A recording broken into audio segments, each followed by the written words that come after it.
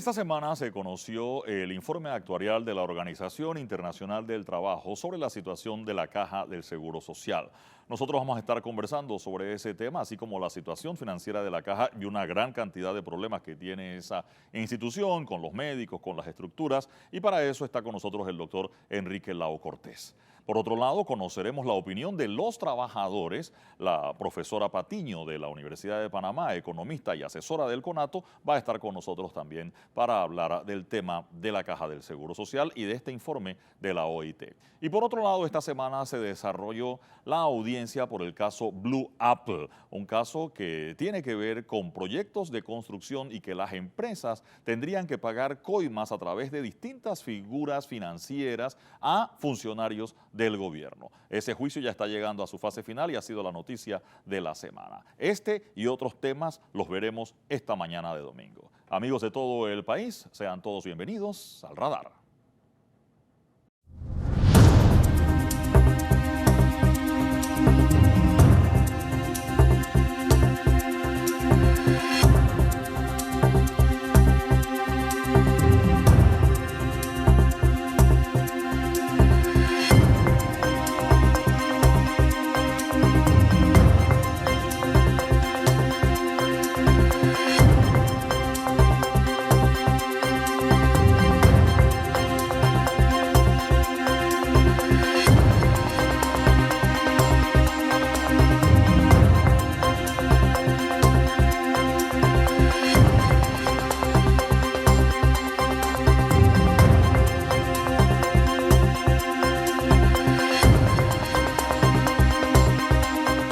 Está con nosotros esta mañana el doctor Enrique Lao Cortés, el director de la Caja del Seguro Social. Doctor Lao, buenos días, qué gusto tenerlo por acá Buen día. esta mañana de domingo. Varios asuntos. Recientemente publicaba el diario La Prensa que el informe de la OIT sobre la situación actuarial de la Caja del Seguro Social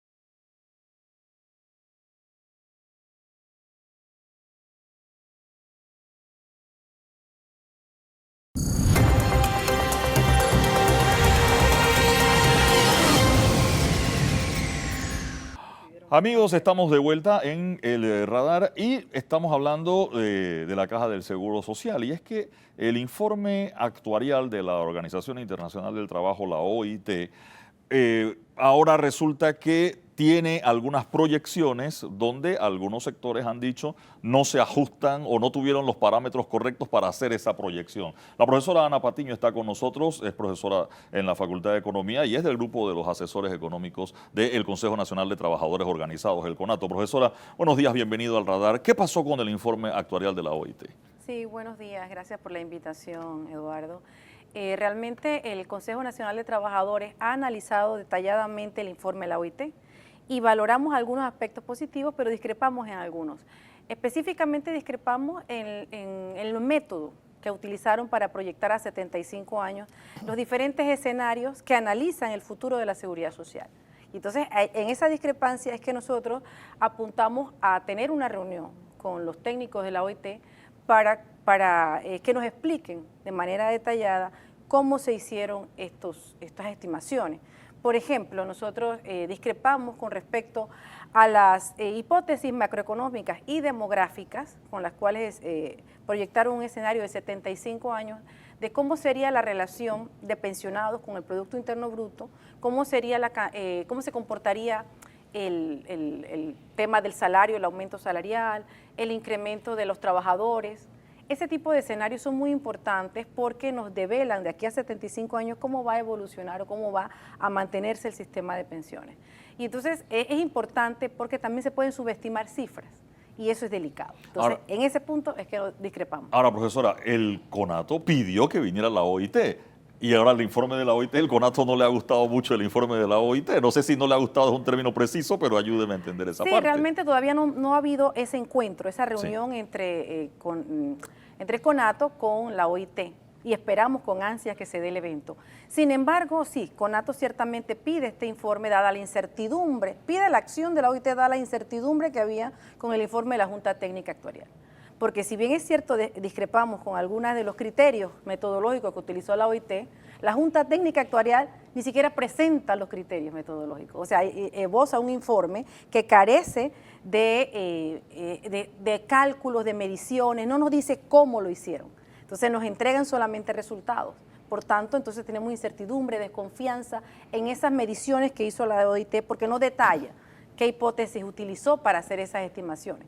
En economía, cuando hacemos una estimación, una proyección a futuro, tenemos que establecer supuestos. ¿Cuál es el supuesto bajo el cual hacemos esa proyección? Bueno, ellos no lo establecen ahí. Y ese informe carece de toda esa especificidad. Y eso nos preocupa porque los que están en la Junta Técnica Actuarial son actuarios. Son expertos en este tema y saben que la Ley 51 les obliga o les mandata a que no solamente utilicen información financiera y bases biométricas, sino que también utilicen aspectos de la realidad económica nacional. Y esos aspectos no están considerados en ese informe de la Junta Técnica Actuarial, por ello se pidió la intervención de la OIT, que es un organismo realmente que en este momento funge como una parte intermediaria o una parte externa que no está vinculada al problema. Entonces, le genera confianza. Sin embargo, los resultados que todavía no han sido presentados a CONATO, ciertamente, en la parte metodológica de sus estimaciones sí hay algunas diferencias que tenemos metodológicas con respecto a ellos que pueden tener grandes repercusiones porque estamos hablando de un escenario de 75 años. Doctor Ritter. Profesora, a veces se percibe como que hay un peloteo entre los distintos actores del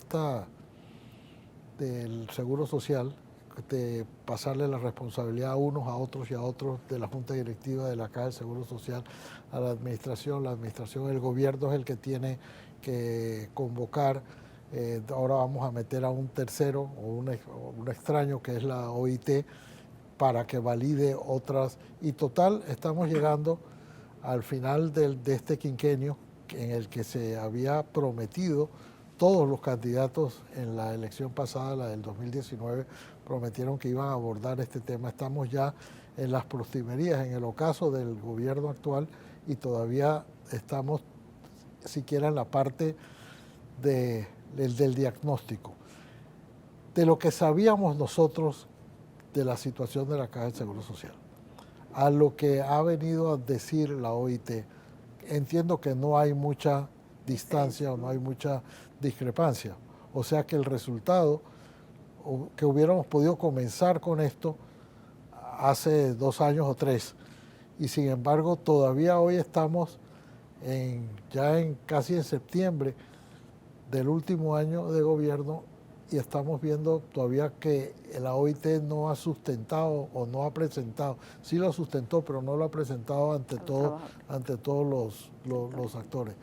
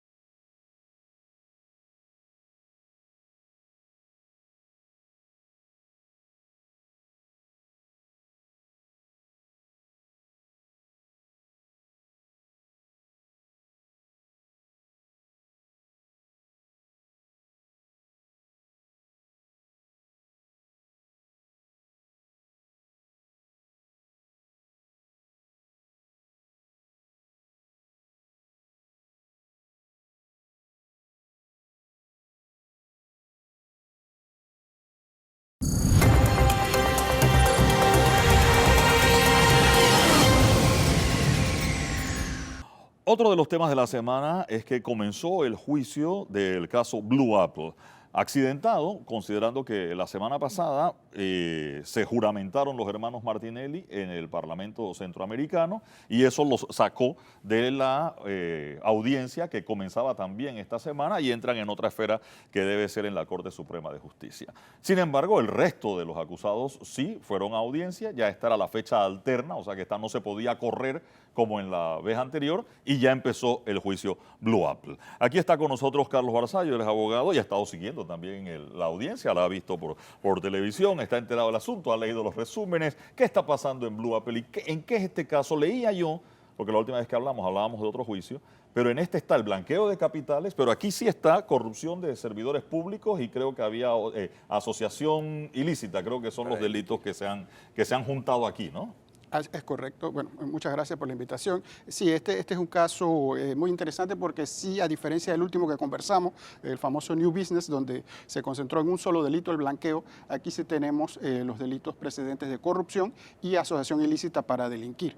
Y de esta manera, unido al blanqueo, tenemos tres argumentos que tiene la Fiscalía que está presentando de que se han violado no solo tres normas del Código Penal, que son varios delitos a la vez. Y el caso es bastante sencillo, entre comillas, si se compara con Odebrecht o hasta New Business, porque es el caso bastante criollo, bastante local. Es un asunto donde vemos los primeros testigos hablando de unos problemas muy locales de prestamistas y es bastante doméstico, no tiene gran sofisticación comparado con otros. Y nos trae un problema mayor que es el tema de el uso y abuso de los acuerdos de colaboración, porque se ha salido tanta gente como la gente que está pendiente de ser enjuiciada. Los números van casi que paralelos, hay entre 10 o 15 que han llegado a acuerdos y hay alrededor de una veintena, casi 25, que están esperando el resultado del juicio. Así que tenemos un proceso bastante rápido, con pocas interrupciones, porque ya lo que distraía bastante ya salió, que es el caso siempre político donde intervienen la familia Martinelli, sea padre o hijos, y ahí están los verdaderos interesados tratando de presentar sus defensas. Les tocará ahora lo que sigue es alegatos, es la siguiente etapa cuando terminen en estos días el tema de los testimonios. Ahora, usted dice que es sencillo, sin embargo, vamos, cuando uno veía blanqueo de capitales, usualmente, o comenzamos a verlo, fue con el narcotráfico. El narcotraficante tenía mucho dinero y se inventaba un negocio para legitimar ese dinero. Ese era el blanqueo de capitales. Pero acá el dinero no es el montón de plata en efectivo como si era el del vendedor de droga. Estamos hablando de dinero de una, no sé, de una coima, pero con una figura de un factoring, unas deudas, como tú dices, una plata que te prestas. O sea, no deja de ser una estructura bastante... Yo no sé si llamarla bastante compleja, para mí es algo compleja. Sí, para explicar mejor lo que yo me refiero por sencillo, es que cuando vimos New Business, el más reciente, la audiencia, donde todo el mundo se enteró, los testigos que inicialmente eran imputados y fueron a explicar su intervención, hablaron semántica y hablaron de eufemismo de favores.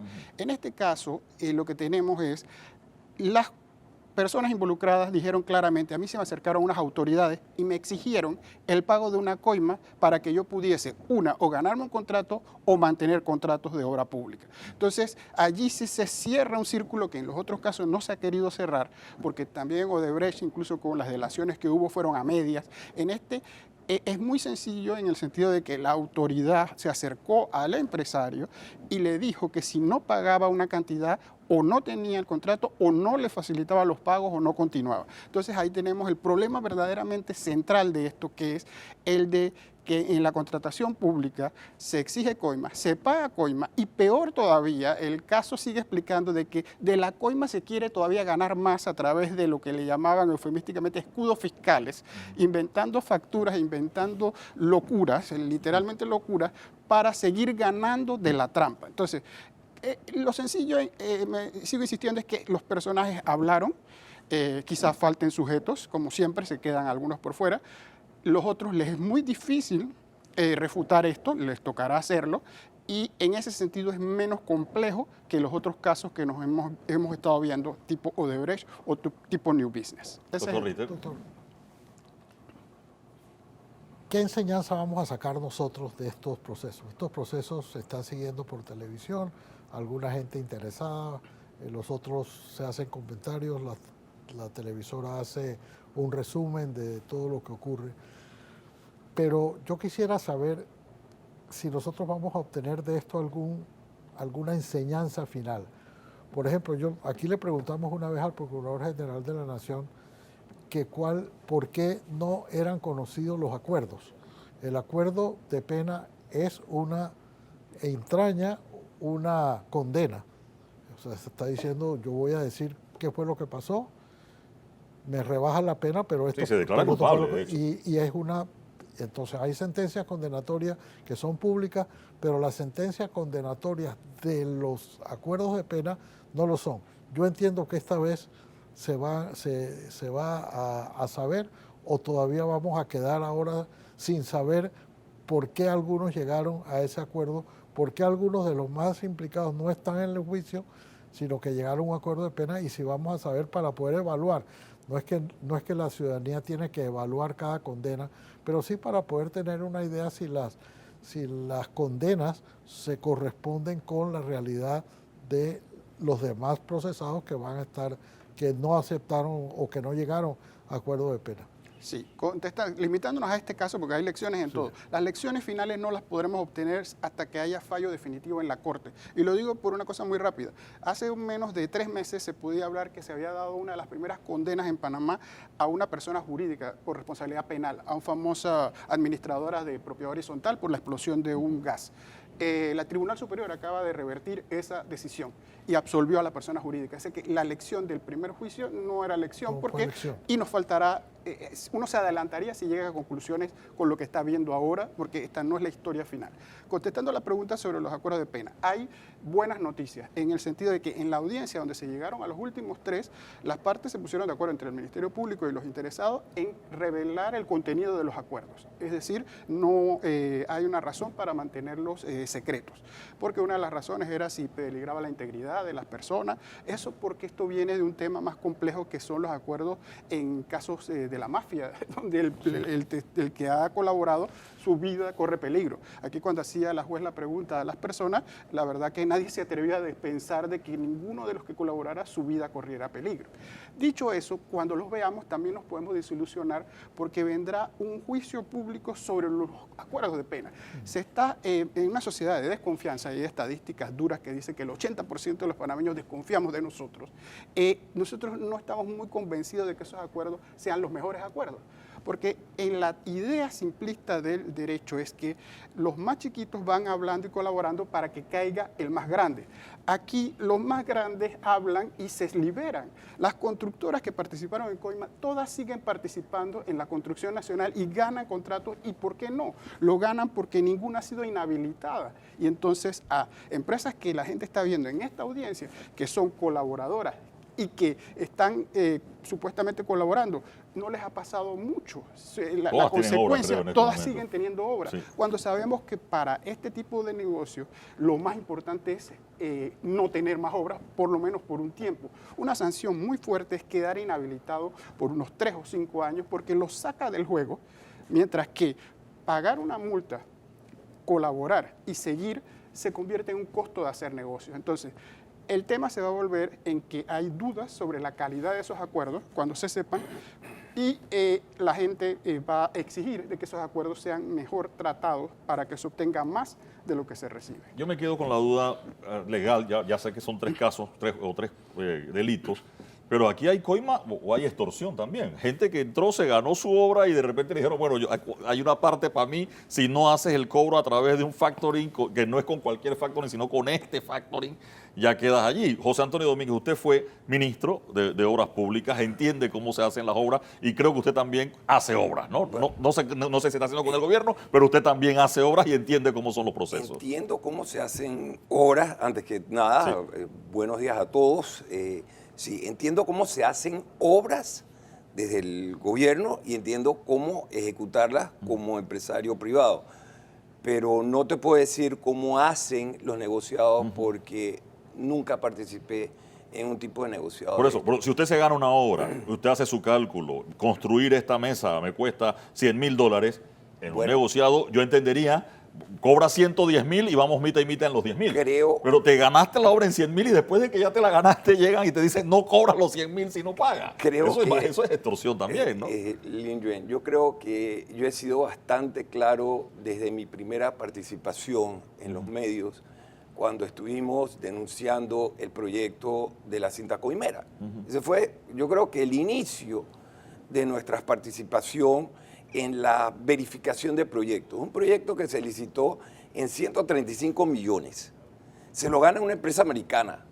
Se lo quitan en el gobierno del señor Martín Torrijos. Se lo quitan y sin cambiar un punto y una coma se vuelve a licitar la misma obra y ahora por 179 millones de dólares. Ahí empezó todo. Y ahí tú te das cuenta cómo empezaron a inflar los costos. Lo que ha presentado el licenciado Barzallo, de que habían coimas, de que se cobraban por los proyectos, que eso es lo que se está presentando ahora en Blue Apple, eso es de muy vieja data. Y si, contestándole la pregunta a nuestro amigo Jorge, sí aprendí algo. Solo los tontos caen y solo los tontos van a quedar enjuiciados. Porque los vivos siguen haciendo lo que dice el licenciado Barzallo. Siguen teniendo contratos, siguen haciendo de las suyas y créeme que van a seguir pagando las coimas porque los que están allá arriba siguen cobrándolas. Y si tú quieres el proyecto, vas a tener que pasarme la coima. Si no, no. Y ya no es lo que se hablaba antes en los pasillos, el famoso 10%. Y ahora es lo que a mí me da la gana pedir. Y te das cuenta por los montos de los proyectos. ¿Y por qué esto no cambia? Por una sencilla razón. Yo hago la pregunta, ¿dónde está Contraloría? ¿Contraloría tiene o no tiene equipo de verdad de técnicos profesionales que puedan ayudarlos a saber si los costos son reales o no? ¿Dónde está el Ministerio de Obras Públicas, sus funcionarios? Yo te voy a decir dónde están. Y el caso de la autopista Rancho Herrera fue la mejor prueba. Salió una filtración de lo interno, de la persona que estaba preparando el presupuesto para el ministerio, el presupuesto oficial. Y me llamó, me dice, José, mira lo que está pasando aquí. Yo estaba diputado, presidente de la Comisión de Infraestructura Pública y Asuntos del Canal. La primera y única investigación que ha realizado la Asamblea Nacional en materia de contratos para tratar de hacer su trabajo de fiscalizador. Y encontramos cada uno de los detalles que se nos dijo. Un proyecto que tenía que costar una cifra, que era la estimada por el ingeniero, la orden del despacho superior fue, súbeme esa cifra. ¿Por qué? Para eso yo estoy aquí. Yo tuve que hacer mi cálculo. Jorge Eduardo. Eso no va a cambiar. Yo recuerdo que en uno de los primeros programas de radar que usted estuvo en él, que se estaba hablando de la reforma a la ley, usted era partidario de evitar o de impedir que las empresas condenadas por actos como estos de corrupción se les prohibiera seguir contratando con el Estado, aunque fuera por un tiempo limitado, por 5 años, por 10 años. Eso nunca ocurrió, por supuesto. No, es que sí existe. Eso Pero- está en la ley. Sí, Pero el problema es que tienen que estar eso nunca ocurrió. condenadas. No, pero a ver, hay algunas formas, que es donde yo quiero llegar, como eso nunca ha ocurrido, hay algunas formas de impedir que estas empresas, yo recuerdo que fue en torno a Odebrecht, entonces decía, pero Odebrecht va a seguir contratando, y se decía sí, y pudo seguir, y de hecho sigue contratando. Si es posible impedir, aunque no esté condenado, porque aquí la condena es cuando termina en la Corte Suprema de Justicia, que es, bueno, casi nunca, o no hemos tenido, hasta donde yo sé, una sentencia definitiva de una condena. Acaba de decir, ahora Carlos me corregirá, que si eso se puede, si es posible llegar a eso o no. Respondiendo, sí es posible, pero la pregunta ¿es posible bajo las condiciones que vivimos hoy en el gobierno, en la Asamblea? Y la respuesta es, no lo es. porque los que controlan la asamblea, lo último que van a hacer es pegarse un tiro en el pie. Ahora, pero sin reformar la Entonces, ley, creo que Carlos, Barzallo está en esa dirección. claro. Sin reformar la ley, el fallo puede decir, esta empresa no compite más. Vamos a O la inhabilita por 3, ver, 4 años, se lo acláranos decía, la por 2 cosa. años. Mire, el artículo clave es el 51 del Código Penal que existe hace muchos años. No hay que inventar nada nuevo. Ese artículo dice que una persona jurídica que es creada o usada para cometer un delito y se le condena por tal, hay un menú de sanciones que se le imponen. Como las personas jurídicas no pueden ir presas detrás de unos barrotes, y ese era el problema de cientos de años del derecho de que la persona moral, la persona jurídica no puede ir de presa, y nos pasábamos viendo tratados de eso. Eso quedó superado. A la persona jurídica se le pone una multa. A la persona jurídica se le disuelve, que es la muerte, le llaman la muerte civil. A la persona jurídica se le quitan privilegios fiscales. Y a la persona jurídica se le inhabilita por un periodo que no es excesivo, no es lo como que se quería para toda la vida, 3, 5 años. Esa inhabilitación viene, según la redacción del Código Penal, artículo 51, casada con cualquier otra sanción, es multa e inhabilitación.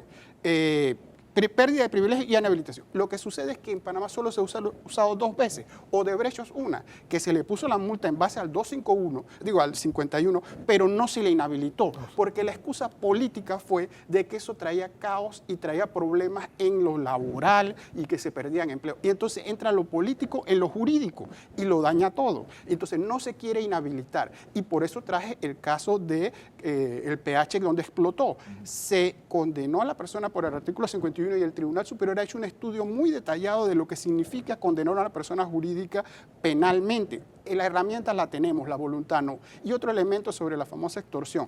Hay distintas extorsiones, aquí hay ladrón del ladrón.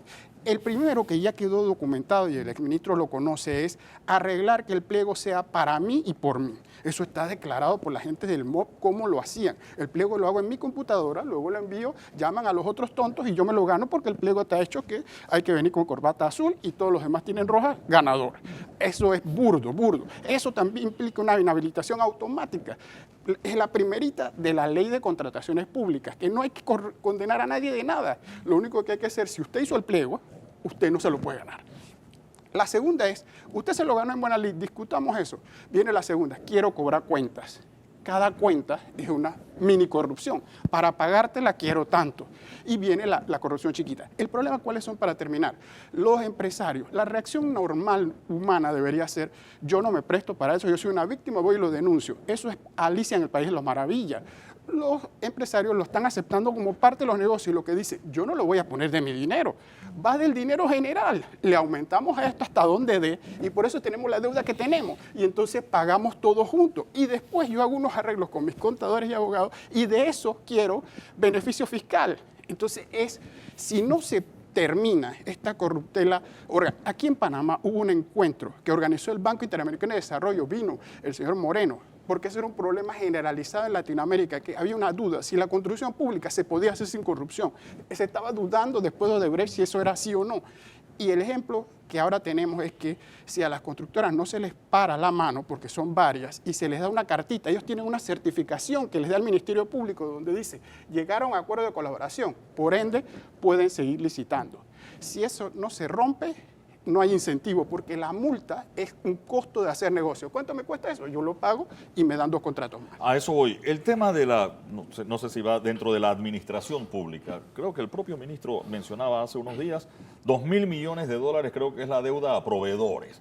En esos proveedores están, desde que le da la cinta de la impresora hasta el que construye una obra grande de 500 millones de dólares. Si para cobrar esa plata hay que esperar 6 meses, 8 meses, 12 meses, esos atrasos son, el honesto no va a caer en la corrupción, pero es el caldo de cultivo para que caiga, que te llegan y te atrasan la cuenta a propósito para que salpique, ¿no? Indren, remontémonos al gobierno de Guillermo Endara Galimani. Recuerdo perfectamente que en presencia del ministro Alfredo Arias se hizo un acuerdo con el Banco Mundial y el Banco Interamericano y con eso se hizo la creación de la ventanilla única. El propósito de la ventanilla única era de que el empresario, al presentar su cuenta, tenía que ir antes al IDAN, después tenía que ir al Ministerio de Obras Públicas, después tenía que ir al otro ministerio y hacer una secuencia de visitas para poder que esa cuenta fuera aprobada y luego cancelada. El acuerdo que se hizo con el Banco Interamericano de Desarrollo y el Banco Mundial es que en esta ventanilla única esa cuenta tenía que ser procesada y pagada en 45 días. Es que, ¿dónde viene? Eso se quedó en Alicia del País de la Maravilla. No, pero ¿dónde queda? Es que esto viene mucho ¿Quién más cobra allá. en 45 días en el gobierno? Nadie, pero es que si yo soy inspector, lo que tú decías, Barzallo, la coima chiquita, hey, yo te apruebo la cuenta que tú me estás presentando para que la empieces a procesar si me sueltas algo. Y eso no puede ser, y eso no va a cambiar, seamos claros. No va a cambiar porque lo que tenemos hoy es la jugarreta entre la Corte Suprema, los diputados y el órgano ejecutivo. No lo puedes cambiar porque tienen tanto, te diría, el caldo está hecho para que eso se dé. ¿Qué dijo Barzallo? Que la ley, en el Código Penal, en el artículo 51, te dice que si ya tú fuiste encontrado culpable, te debo impedir por un tiempo. En el menú está la posibilidad de impedir a alguien. ¿A dónde está el impedimento si Odebrecht ya declaró que sí era culpable? Odebrecht sigue licitando. Yo quisiera añadir una cosa para contribuir. La gente que nos ve hoy domingo y dice, bueno, eso va para la cuenta común, la deuda aumenta, pero el famoso y estúpido robó pero hizo. Ahí tengo la obra. Hay un detalle que falta aquí. La corrupción es tan perversa en estos detalles y tiene que ver es que la obra que presupondríamos que es buena, estable, nos va a durar y nos va a servir, no es buena ni estable. Tiene defectos que la corrupción tiene dos problemas. Como es con coima, se construye mal. A los supervisores también los compran. Estoy hablando de lo que se ve en las audiencias. A un inspector que tenía que revisar la calidad de la obra, se le perdió la laptop y se la pagaron en $10,000. Una laptop de $10,000. Esa era su coima para no inspeccionar. Entonces, por eso se atrasan las obras, por eso no se hacen las obras. Esa es la que yo llamo la chiquita. La grande fue ganármela, la regla de los gamonales. La chiquita es que los carcomen, eso es como los peces que siguen al tiburón, comen de lo que sobra, y ahí tenemos el otro problema. Y el usuario entonces tiene calles con huecos, calles que no llegan a donde tienen que llegar, aeropuertos que no sirven. de negro en vez de echarle... Todo es un desastre desde el punto de vista de calidad. Si en condiciones buenas, cuando usted contrata en condiciones normales, usted tiene riesgo de problema de calidad y pedir que se lo mejore. Imagínese si usted le tiene el elemento de corrupción, ¿quién le va a reclamar a quién para que el producto sea bueno? Y eso es lo que sufrimos nosotros. Tú tocaste algo que fue para mí muy sensitivo. En una reunión que tuvimos en el aeropuerto de Tocumen, cuando se estaba viendo la ampliación, te estoy hablando del gobierno pasado, todavía no se habían inaugurado, el director del aeropuerto nos lleva a un salón y nos empieza a dar la explicación de cómo iban los avances, y entre ellos sale y dice que bueno, pero ahora tenemos que salir a licitar el bulevar para que los aviones puedan llegar a las puertas de embarque. Por Dios, si se había licitado estudio, diseño y construcción de la ampliación del aeropuerto. No, y eso lo... Yo todavía quiero... ¿Cómo pueden permitir que una empresa tan corrupta Las bandas siga? Transportadoras del Muelle Norte nunca la dejaron afuera cuando llegaron, cogieron agua y se perdió la garantía en la cajeta sin que se instalaran. Para cerrar, por favor. Esto está muy mal. La verdad es que esto va a seguir si nosotros no cambiamos las reglas del juego. Y para cambiar las reglas del juego, estas próximas elecciones requieren que el país entero empiece a poner de su parte. Me quedo con eso. Carlos, ¿cambiar las reglas del juego? ¿O usted insiste en que con lo que tenemos todavía se puede un poquito, no? Se puede un poquito, pero falta voluntad y eso no se demuestra con palabras, sino con hechos, y una sociedad que la exija de verdad, que la exija de manera fuerte, vehemente, porque si no, esto es palabras que se lleva el viento. Con eso voy a la pausa y enseguida regresamos con más del radar.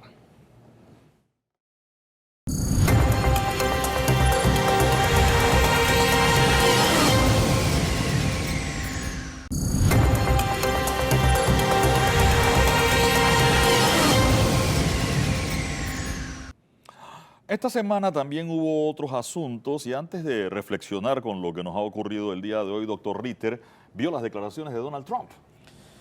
Vi las declaraciones de Donald Trump y me parecieron, además de irrespetuosas, bueno, falsas como mucho de lo que él dice, o de casi todo lo que él dice, y en esa entrevista no le pude pescar ni una sola verdad. Decir que se entregó el canal por un dólar es por supuesto falso, una manera de ridiculizar, porque Panamá ya había pagado y pagó un precio altísimo por ese canal, no solamente en materia de dinero que está ampliamente documentada, sino también en vida y sangre de los panameños. Pareció que es una afrenta al país, no es siquiera una de sus muchas frases hiperbólicas y falsas, sino que es, en este caso ya es una afrenta al país. Dijo falsedades.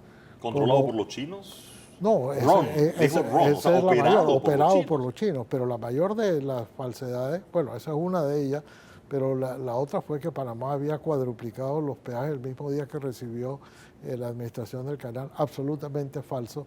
Recuerdo todavía que en ese tiempo se discutía que todos los aumentos de peaje debían hacerse antes de la ampliación antes de la transferencia del canal, justamente para comunicarle a la comunidad internacional, a la comunidad marítima internacional, que Panamá no iba a manejar irresponsablemente el canal. El canal hoy tiene mayores índices de eficiencia y de seguridad que el que tenía con la administración americana. Y Panamá le ha servido, Panamá le sirvió el canal a los Estados Unidos, a su economía, a su seguridad, a sus intereses militares durante tanto tiempo, que cuando uno escucha decir esas barbaridades que dijo Trump, no puede menos que indignarse. Pero lo peor, y que yo sí creo que amerita, ojalá esté en la consideración o se haya hecho alguna respuesta, tanto por parte de la autoridad del Canal de Panamá como por parte del gobierno, porque Donald Trump no es que sea un expresidente o una persona cualquiera que está diciendo cosas, es un expresidente que tiene la posibilidad de volver a ser presidente en los Estados Unidos, y yo creo que una entrevista que vieron tantos millones de personas como fue la que él protagonizó esta semana, amerita que Panamá diga a los cuatro vientos que este canal no lo administra China, que este canal lo administramos los panameños y que este canal es de Panamá y que mucha sangre, sudor, lágrimas y también dinero nos costó recuperarlo. Esto es una infamia, una afrenta que yo creo que los panameños, los que tienen responsabilidades como es el gobierno y la autoridad del Canal de Panamá, deben salir a responder. Me quedo con eso. Gracias, doctor Ritter, por esas consideraciones. No quería acabar el programa de hoy, pero veamos qué nos mandó Hilde Sucre desde Aguadulce, la caricatura del día de hoy. Ahí está la caja del Seguro Social y un señor que me imagino se parece al actual director con unos guantes tapándole la vista. Es genial el trazo de Hilde cuando no usa globos de texto, doctor Ritter, ¿no? Pero es que lo dice todo. Lo dice todo. No ve, no oye, no dice. Que yo creo que en este caso ha sido lo contrario. A mí me pareció que el director fue muy explícito en sus respuestas, que además fue un bloque bastante largo, inusualmente largo, pero es que había muchas preguntas que hacerle, porque otra vez la Caja del Seguro Social es la empresa con mayor número de empleados y la que atiende al mayor número de panameños. Entonces es una empresa en la que todos, una entidad en la que todos tenemos interés, y que naturalmente él, como su director, tenía que responder tanto por la parte de las pensiones, que esto estamos todavía en este debate de la OIT y qué va a decir la OIT y si se van a fusionar o no los dos programas, que este es un tema siempre de interés, como igual lo tuvimos con la profesora que representó a Conato. Y por último quería hacer una mención, Eduardo, de lo que nos dijeron tanto el doctor Barzallo como Domínguez. el ingeniero Domínguez, que fue ministro de Obras Públicas, y lo que a mí más me impactó fue la manera tan categórica como dijeron, o como dijo en este caso el ingeniero Domínguez, aquí no va a pasar nada. Porque con todo el caso de Blue Apple que hemos visto en televisión esta semana, que ha habido cobertura amplia sobre él, pensar que después de esta experiencia todavía no va a pasar nada es, por decirlo menos, frustrante. Así es. Me quedo con eso, doctor Ritter. Gracias a ustedes por acompañarnos esta mañana en El Radar. La invitación para que continúen con la programación ya sigue De Frente con Sabrina Vaca.